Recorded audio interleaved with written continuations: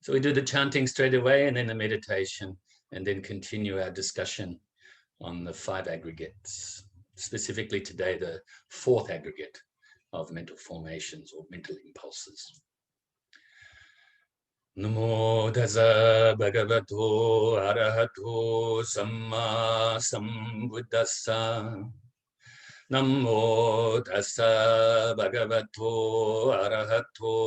ArahatoSammaSambuddhassa.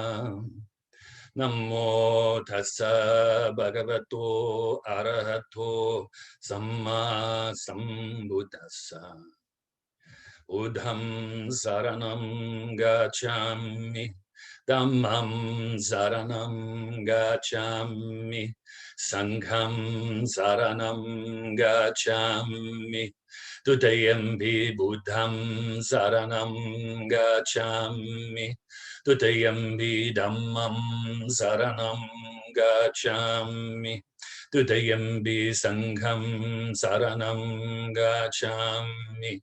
Tatayampi Buddham saranam gacchami. Tatayampi Dhammam saranam gacchami. Tatayampi Sangham saranam gacchami.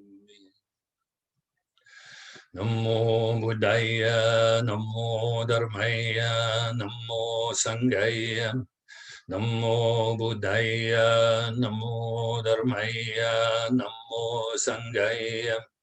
Namo Buddhaya, Namo Dharmaya, Namo Sanghaya. I take refuge until I am enlightened in the Buddha, the Dharma, and the Sangha. Through the positive potential I create by practicing the 6 paramitas, may I soon attain enlightenment in order to benefit all sentient beings. I take refuge until I am enlightened in the Buddha, the Dharma, and the Sangha. Through the positive potential I create by practicing the 6 paramitas, may I soon attain enlightenment in order to benefit all sentient beings. I take refuge until I am enlightened in the Buddha, the Dharma, and the Sangha. Through the positive potential I create by practicing the 6 paramitas, may I soon attain enlightenment in order to benefit all sentient beings. May all sentient beings have happiness and its causes. May they be free from suffering and its causes. May they never be parted from their happiness beyond suffering. May they abide in equanimity, free of bias, attachment to the near, and aversion from the far. I shall cause this great compassionate Buddha, please inspire me to be able to do so. Reverently, I prostrate with my body, speech, and mind, and present clouds of every types of offerings, actual and mentally transformed. I confess all of my negative actions accumulated since beginningless time, and rejoice in all the virtues of all holy and ordinary beings. Please remain until cyclic existence ends, and turn the wheel of Dharma for all sentient beings. I dedicate the virtues of myself and others to the great enlightenment. However innumerable all sentient beings are, I vow to save them all. However inexhaustible my delusions are, I vow to extinguish them all. However immeasurable the Dharma teachings are, I vow to master them all. However endless the Buddha's way is, I vow to follow it completely. Om Mani Padme Hum. Om Mani Padme Hum. Om Mani Padme Hum. Tayata Gate Gate Paragate Parasamgate Bodhi Soha. Tayata Gate Gate Paragate Parasamgate Bodhi Soha. Tayata Gate Gate Paragate Parasamgate Bodhi Soha. Okay, so I hope you are closer to enlightenment than you were last week. I hope, in other words, I hope you've been practicing well and with good intentions, good vigor, good energy, good concentration utilized in your practice. So now we will practice meditation together, short meditation, a little bit of instruction as usual, and then a little bit of silence, and then the loving kindness meditation to finish off.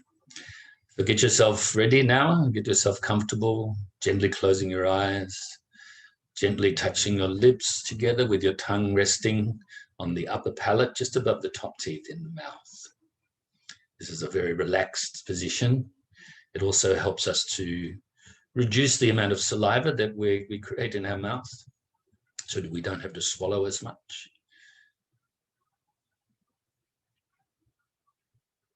Remember, meditation is not only about relaxation, it's about getting to know our mind, getting to know our good qualities, recognize our good qualities so that we can improve them, we can nurture them, eventually perfect them. And also our faults, the bad qualities. You must know these as well, so you know what you need to abandon, to decrease and eventually eradicate totally. It's like a fire. If you have a fire behind you right now, if you just keep your back facing the fire, turn your back to the fire, then the fire doesn't go out, does it? It actually will get worse. You have to look around and see the fire. You have to know what type of fire it is and how to put it out. For instance, if it's a normal, fire with different types of fuel and wood and stuff like that, then you need to either blanket it or put it out with water. If it's electrical fire, don't put it out with water for sure. And blanket it, turn the electric off and so forth. And it's like that with the mind. If we need to get to know our negative qualities as well, so that we know to put them out, to drop them and purify the mind. So meditation helps us to do this, helps us to get to know our mind. And the more we do this, the more the mind becomes clear and pure, the more we become compassionate and wise. So now bring your mind to your body initially. We will release the tension from the body, which in turn will help to release the tension from the mind as well. So starting at your feet, release any tension you may have in this area, from your toes, the balls of the feet, the arches, the heels, the top of the feet, and your ankle, and around your ankles and Achilles tendons.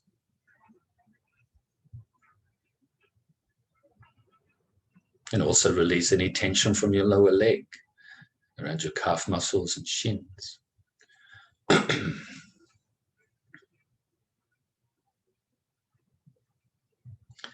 And from all around your knees. And also your upper leg, the quad muscles at the front and the hamstrings at the back. And from the middle of your body, from the groin, the hip flexors, and the glutes. From your lower stomach, on and just above your hips, just a little bit up your side, and your lower back.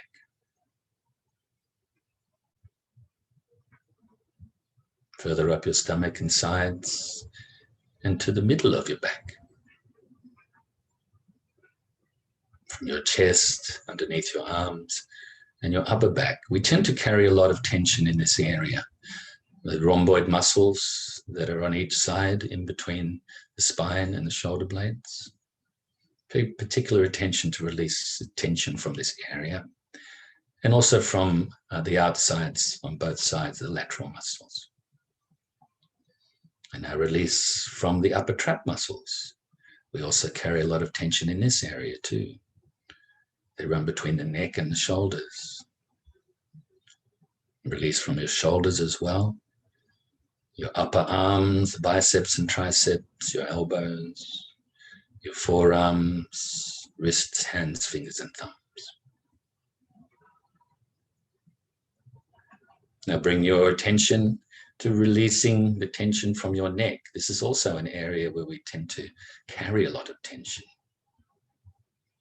Release from the front, from the sides, and from the back of your neck, and also the back of your head. and the sides of your head, around your ears and temples. Now relax your face around your cheekbones and cheeks. Make sure you're not clenching your jaw, from your chin and mouth, nose and sinuses, eye sockets, eyes. Make sure you're not frowning on your forehead. And finally, release any tension you may have from the top of your head. Now briefly scan your body again, just to see if there's any leftover tension that you can release. And when you've done this, initially bring your focus to the tip of your nose. The focus of the meditation object is the breath, or the feeling of the breath, or the breathing process. You breathe in your nose, it passes the back of your throat. It's quite cool as you breathe in. When your lungs fill with air, they expand. When you breathe out, the air leaves the lungs, they compress, and as it passes your throat, it's quite warm after it's been inside the body, way out your nose. This is just some extra details to help you to keep the focus on the feeling of your breath as you breathe in and out.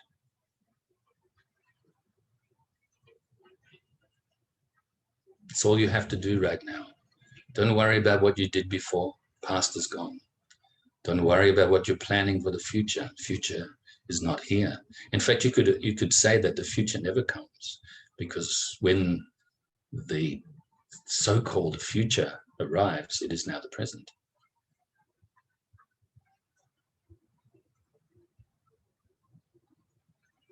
So keep your focus, try to keep it seamlessly as much as possible on your breath. Whenever thoughts arise or any mental activity arises, don't cling to it, don't grasp at it. Don't try to forcefully push it away or deny it even. Refocus on your breath. Just let them come and go naturally as you refocus on your breath. Mindfulness of the breath, no judging. Awareness when the mind wanders from the breath, no judging. And then conscientiously replace your mind back on your breath with no judging. If your mind becomes dull and sleepy, wake it up a little by refocusing on your breath more brightly. This way, refocusing on your breath is the antidote for both the distracted and agitated mind, as well as the dull mind. So now we will practice like this in silence for a few minutes.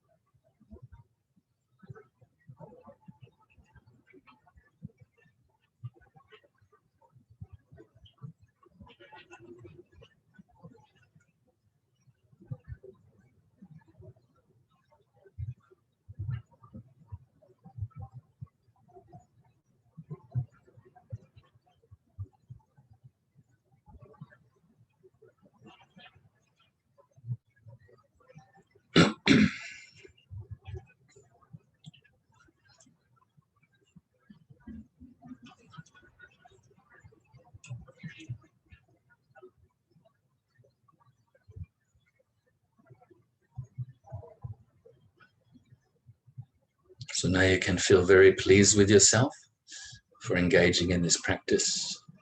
Rejoice in your efforts. Rejoice in your goodness. The more you do this, the more your goodness will multiply, increase. I'm not talking about an egotistical type of pride now, but actually just rejoice in the goodness and rejoice in the rejoicing. As you do this, you can rejoice in the goodness of others too. Initially those around you, and eventually, as you'll find out from this meditation we're about to engage in now, you can extend this friendship and this loving kindness out further and further, infinitely, limitlessly. So fill yourself initially with this love and kindness, this maha metta, this great love and kindness. Fill your whole being. Really appreciate yourself, respect yourself.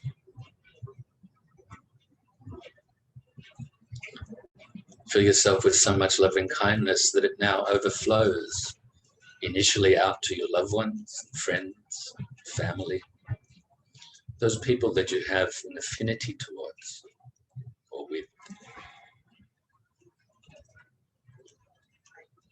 May they be happy, at peace, and free from suffering. Now also include those you may regard as strangers, those people that you may know a little bit or not at all. You don't have a sort of like an attachment towards them or an aversion either. May they also be happy, at peace, and free from suffering. Now extend this loving kindness out further and further to also include those you find difficult, maybe irritating. You may even regard them as enemies. May they also be happy, at peace, free from suffering.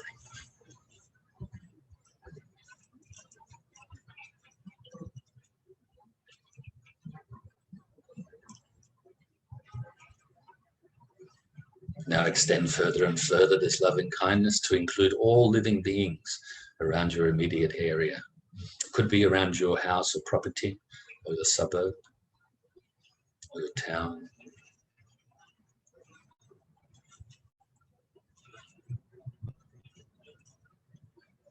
Now extend further and further to also include all the living beings in your state or county. All the living beings that fly through the air, live on the land, under the land, live in the waters, whether they are born from wombs, eggs, moisture, or through transformation. May all of these living beings be at peace. May they be safe. May they be happy and free from suffering.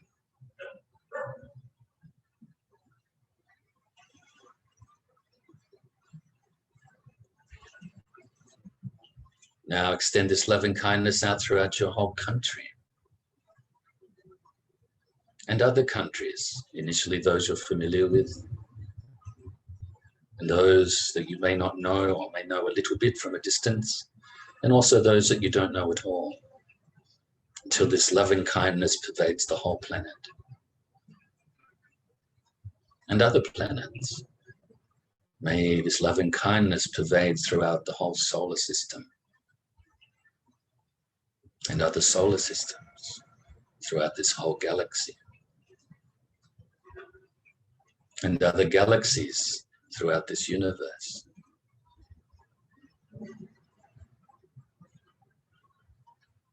And throughout infinite space, may this immeasurable love and kindness pervade everywhere and at all times.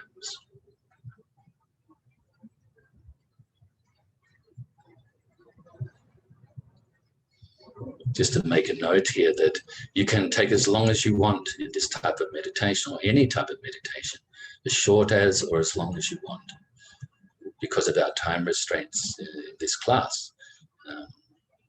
I keep it quite short. But you take as long as you want, and you can be quite creative too in this type of meditation.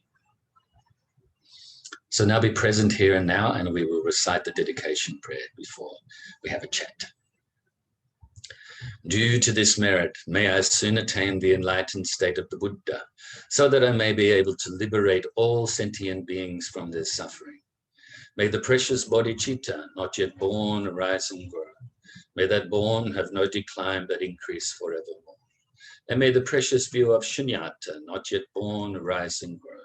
May that born have no decline but increase forevermore. And just to remind you very briefly that bodhicitta literally means awakened mind or awakened consciousness. This is can also be known very briefly as the great compassion. And then, of course, shunyata means emptiness of self, emptiness of substantiality. And so this is the wisdom aspect. So basically what we're saying there is, may we and others as well increase our compassion, increase our wisdom, and eventually realize them on an ultimate level, on an infinite level. Okay. So how long have we got? Maybe about 16 minutes, I think, to have a chat. I hope the sound is good today. It's really wild weather here.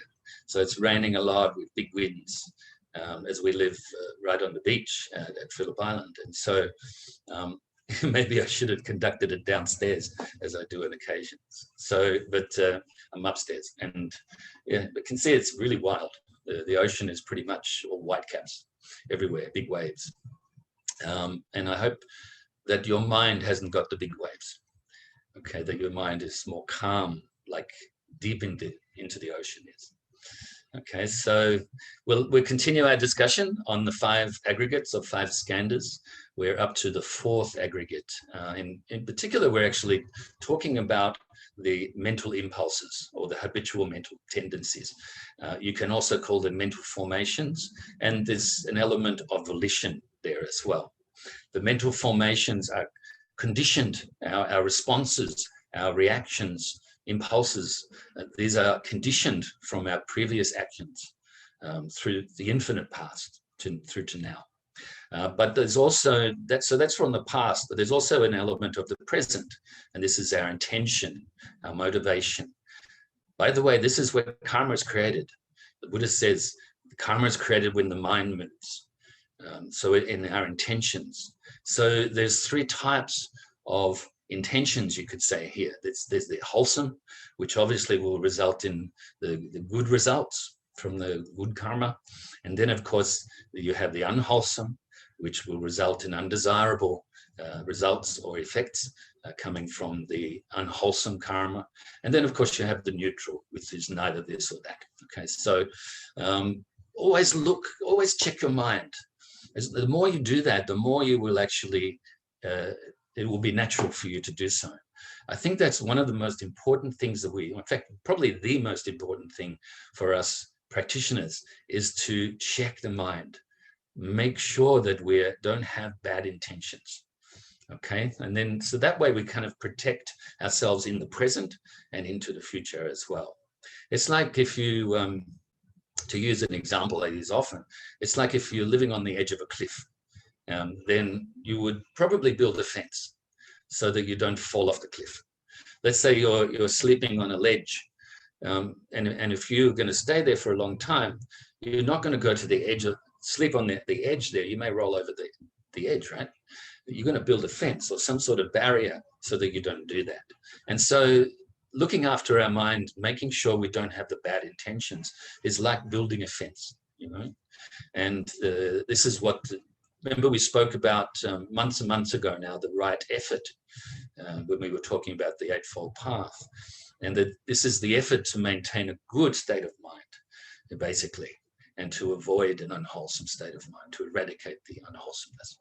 Okay, so now we move on to onto this. This is part of the, you could say, personal experience part of the 5 aggregates. The first one, of course, is form. We spoke about the 5th one, consciousness. After our mind or our senses come into contact with the sense objects, there's the conscious moment. We spoke about the feelings, and we spoke about the perception of our experience, or identifying with whatever it is we're experiencing. So now we have this mental impulses or mental formation, okay? And this is very active. This is not, it's dynamic. It's not a static thing, okay? We're constantly having thoughts. We're constantly having intentions. You know, we're constantly reacting to something. So I like to say as well often is that try to be more proactive rather than reactive. Look after your mind. So I've written a couple of notes here. And just to reiterate from last week, so like I said, we tend to impulsively react. It's conditioned reaction, conditioned response to the object of our experience. Let's say, for instance, you are used to reacting in a certain way to a certain thing. Maybe it's an animal, for instance, or an insect. Maybe you don't like something like a spider or a scorpion or something like that. Then, or flies or mozzies, mosquitoes. Then when you come into contact with this, then quite often there's some unwholesome, there's some bad intention that pops up. And this is a conditioned response. When you see something that you really like, maybe you like kangaroos, even though you don't have any in England there, or in India or Nepal, but maybe you like the look of them from TV or something like that. And so when you see them, you smile. You know, this gives rise to some sort of nice feeling. This is conditioned, okay? Because all of these living beings are living beings. They're sentient beings like us, beings that have feelings and thoughts, a mind, in other words. And so we are all equal, you could say. We're equal because we're not enlightened right now.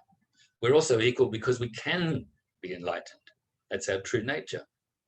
Just a couple of ways to show that we're equal, okay? So the habitual impulses and reactions are conditioned from the past. It's an impression really in our mind created from previous actions in our thoughts and habits and so forth. These habits are stored up and reinforced over countless lifetimes. So we need to do a bit of work to undo them. It's kind of like if you have a knot, you know, and this knot has been tied over and over and over and over again. And so to undo this knot, let's say it's been, you know, 100 times, you have to slowly, you know, undo the knot. And so we have to be patient and really have a strong mind in our practice, because, you know, some things are going to be easy. Some parts of the knot are going to be really fast. Other ones may be too tight. And so maybe we've reinforced certain habits over the past that it's going to take a little bit of time. You know, we need to apply the antidotes every time they arise. Let's say, for instance, we have attachment giving rise to greed and some sort of self-centeredness. Maybe this is really strong, so we need to then be patient. We need to apply loving kindness to ourselves. We need to practice generosity, you know, the generosity being the direct antidote to give up greed, you know, as well as maybe contemplating on the nature of reality, which is even a faster way of doing it, of purifying it. So there's, like I said, they're not only static, but they're dynamic and they're fluid. These conditioned reactions and the conditioned responses and the volition and the motivations, okay? Volition and motivation, the same thing. Like I said before, they have moral dimensions and moral and consequences too. So there's wholesome, unwholesome, and neutral. So I'll get rid of that one.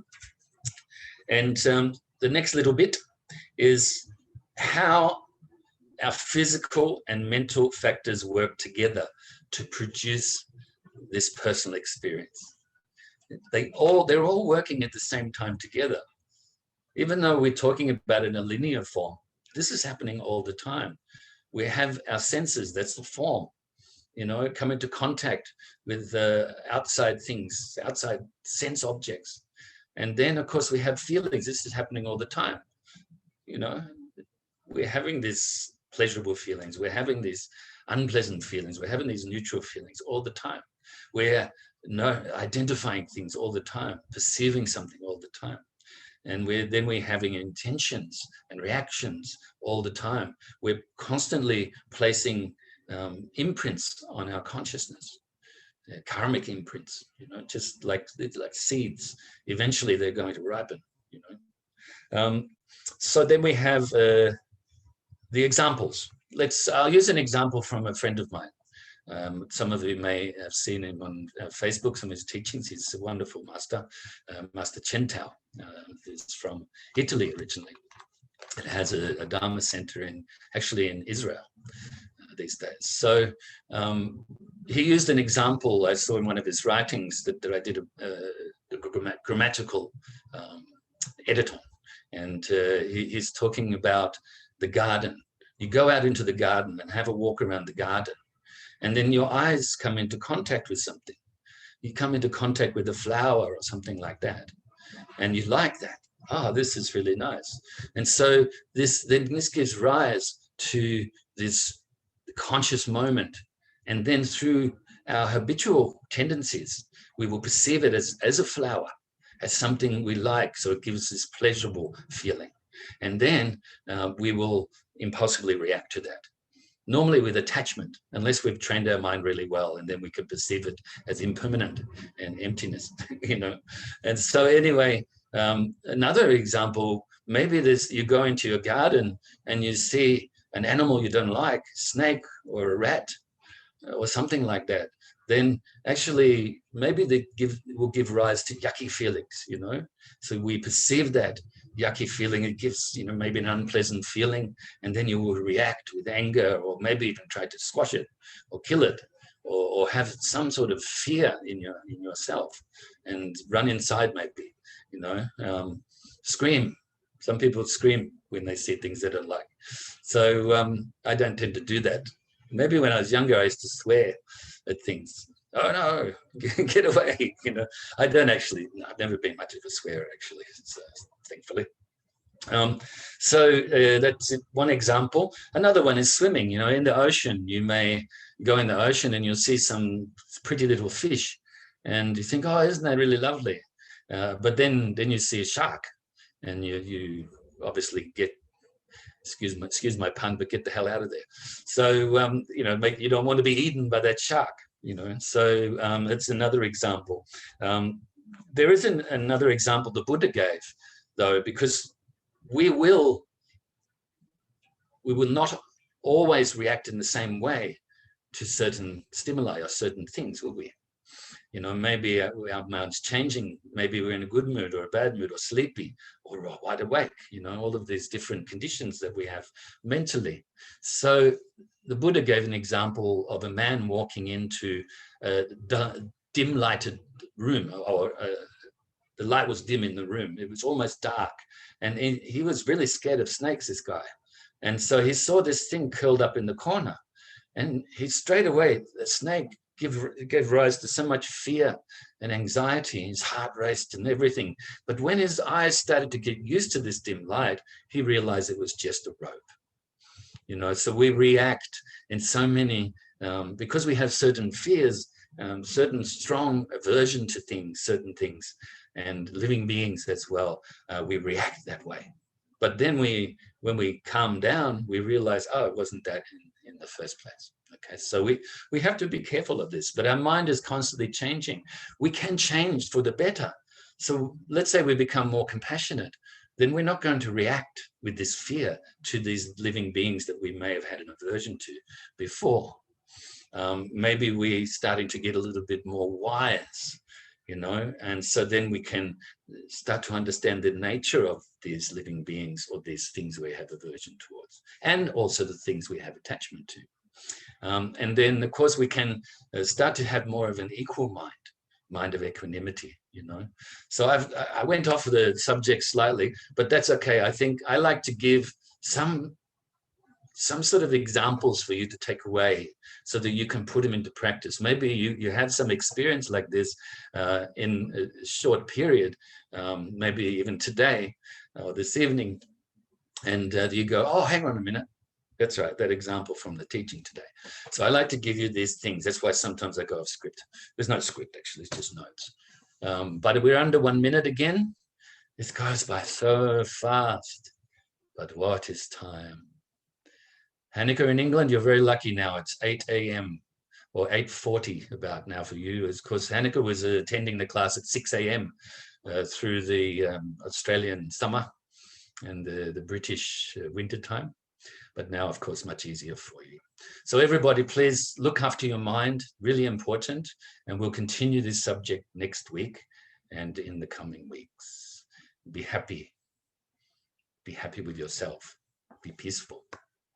Practice well. Namo Buddhaya.